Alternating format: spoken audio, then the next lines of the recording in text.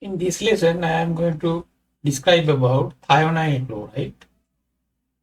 The center atom is sulfur, two chlorine atoms and one oxygen atoms are present. Chlorine is in the group 7 in the periodic table. It provides 7 electrons. If there are two chlorine atoms, then 14 electrons. Sulfur and oxygen provide total of 12 electrons. Altogether, these add up to 26. Then I am going to complete the octet. When we check the sulfur atom, it has 6 electrons. Now I have used 24 electrons and 2 electrons still remain there. Those 2 electrons should go to the sulfur atoms. They will act as lone pair.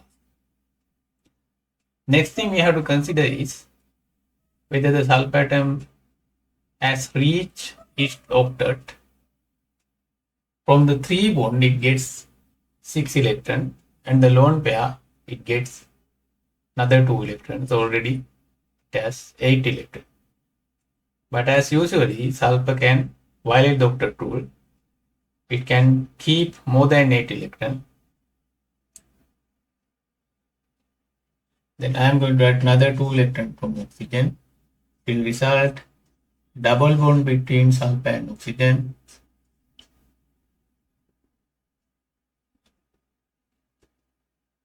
With lone pairs.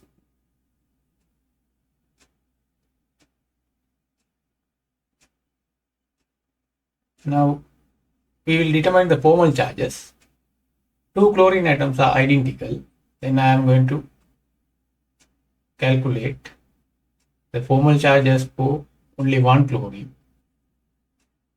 Chlorine is in the group 7, 7 valence electrons. For this sigma bond, chlorine gets 1 electron. Then 7 electrons, no formal charge. When you go to sulfur, sulfur is in group 6, 6 valence electron. From the double bond 2 electron, from each single bond 1 electron. Altogether 4, and the lone pairs it adds again to 6. Oxygen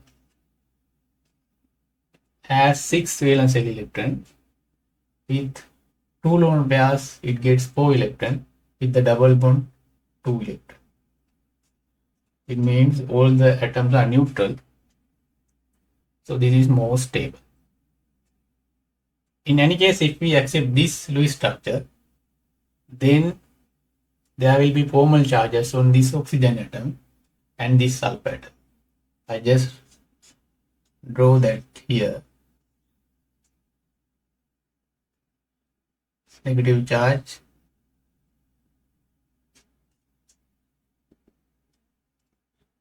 and positive charge on sulfur. So this is not going to be stable. One reason is charge separation. While there is a opportunity to make this structure, it will not stay here. Now let us determine the oxidation number. Chlorine is more electronegative than sulfur. From the sigma bond, chlorine withdraws extra 1 electron, as it gets -1 oxidation number. Both chlorine atoms are identical, so no need to calculate for both. Then we can go to sulfur. From oxygen, sulfur get 2 positive charges. From each chlorine atom, it gets 1 positive charge. Altogether, 2 positive charges from 2 chlorine atoms and 2 positive charges from oxygen. Altogether plus. When we go to oxygen, oxygen is more electronegative than sulfur, then it gets -2.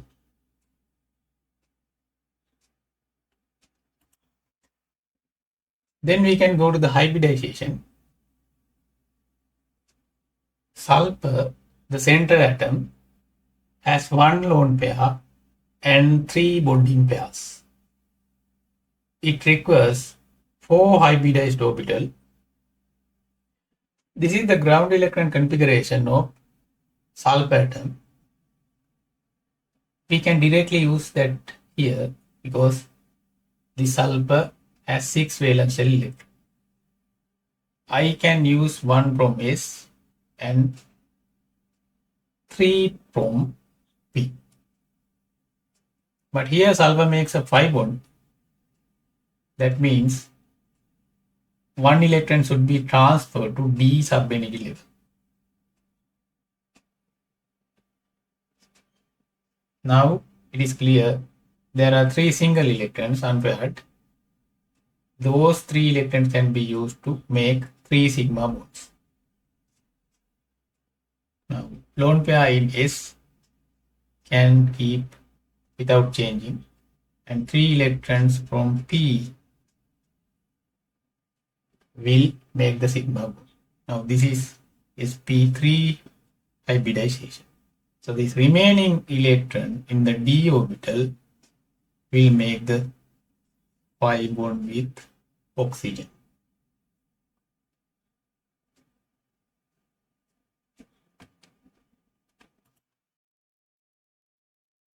When we consider the geometry of this molecule, there are 4 VACPR pairs around the sulfur atom. Then the geometry should be tetrahedral. But we have to consider the electron pair geometry first. In terms of electron pair geometry, there are 4 repulsion units. So it is tetrahedral. When we come to the bonding pair geometry, it cannot be the tetrahedral because there is going to be some kind of unsymmetry. Then it should be pyramidal.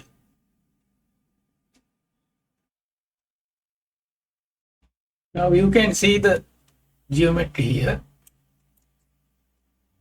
It is pyramidal.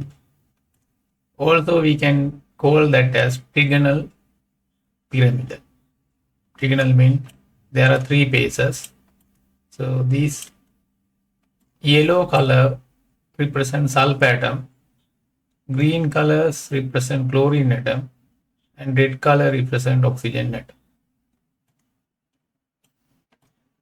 Now it is clear in this angle it has pyramidal shape. But keep in mind this is the bond geometry.